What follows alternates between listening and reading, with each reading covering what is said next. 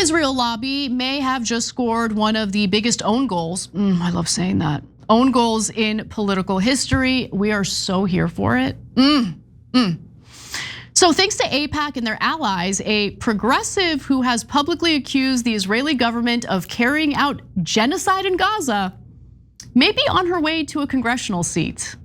So moderate Democrats are real upset about this. They're angry with the lobby for doing this. So let's give you the details. So the race we're talking about here is New Jersey's 11th district, which held a special primary election for a seat that was vacated by Governor Mikey Sherrill.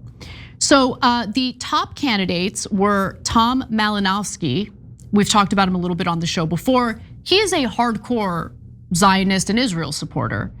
He just made the grave mistake of saying, maybe we should condition our aid to Israel. He didn't even say that they're committing a genocide, nothing like that. I mean, they are committing a genocide, but he's like, maybe it's not a good idea to just like give a country weapons without asking any questions or having any concern about what they do with the weapons.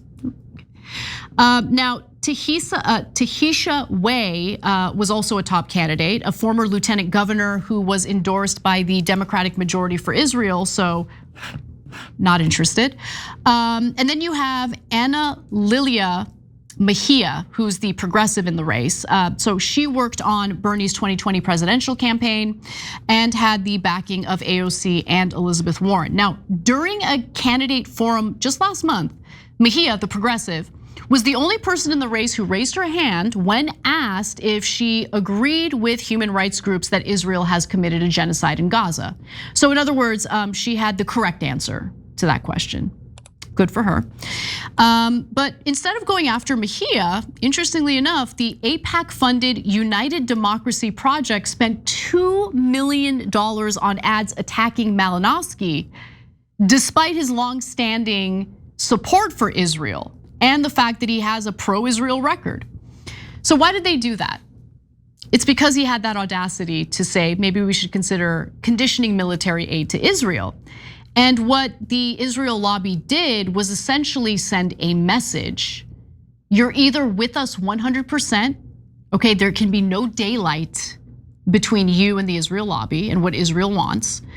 And if there's any indication that you're moving away, like Charlie Kirk was doing in the last few months of his life, there will be consequences, right? So it's amazing. So, but it was look, Malinowski told a group of supporters in January the following. Let me give you his exact statement. I committed one sin in their minds. I was not willing to tell them that I would unconditionally, unquestionably, blindly support any request for assistance that Benjamin Netanyahu of Israel might make. That point puts me in the mainstream, not just of all Americans, but of the Jewish and pro-Israel community in this country. They're not willing to say, I'll do anything without thinking.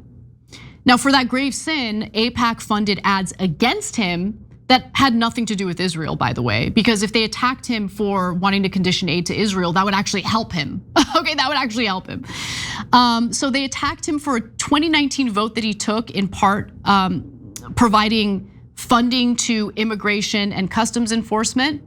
And now it looks like AIPAC's efforts have majorly backfired, which is great. So instead of boosting their own preferred candidate, they ended up sinking Malinowski enough for Mejia to take the lead. So let's take a look at this graphic. The race still hasn't been called, but as it stands right now, with 29.1%, Mejia is 868 votes ahead of Malinowski.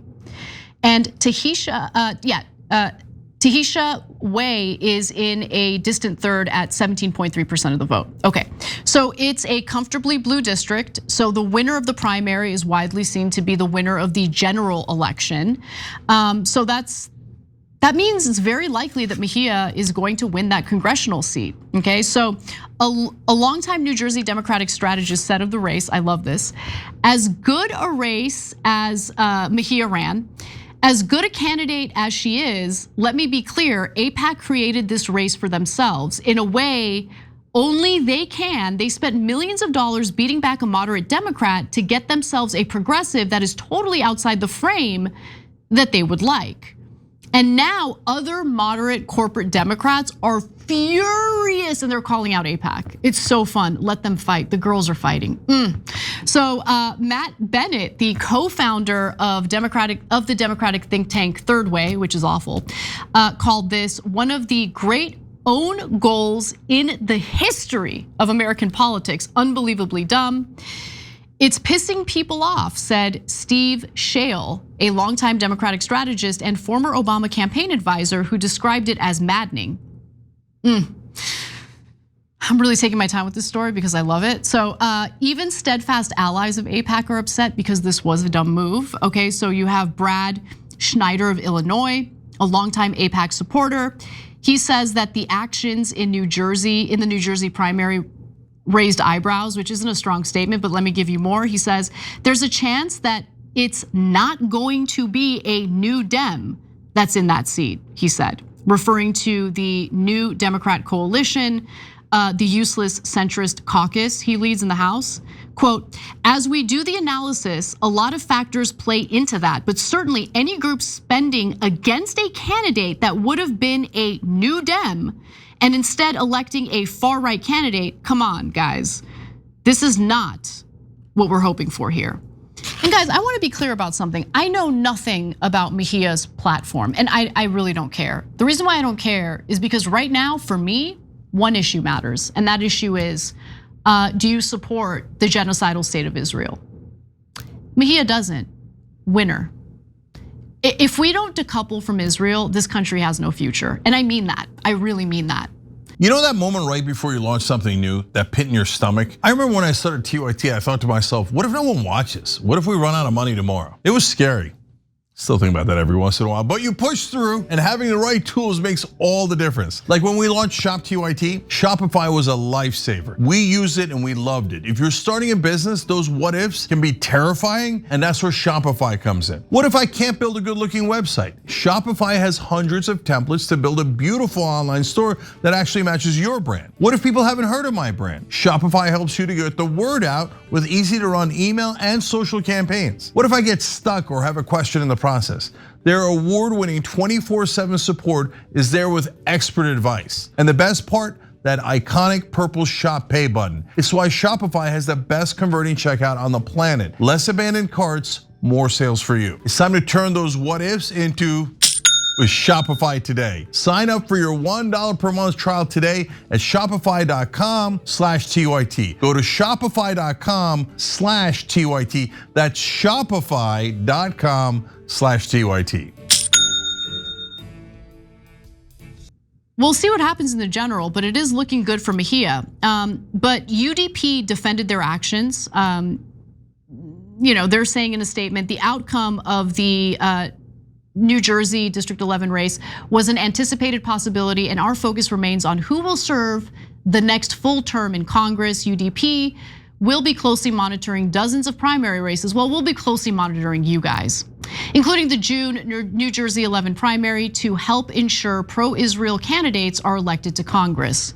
Well, guys, we have to fight tooth and nail and work real hard to prevent those types of candidates from winning, because they don't govern our country to benefit the American people. They do it at the detriment of the American people.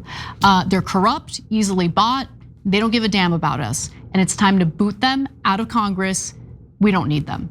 Every time you ring the bell below, an angel gets his wings. Totally not true, but it does keep you updated on our live shows.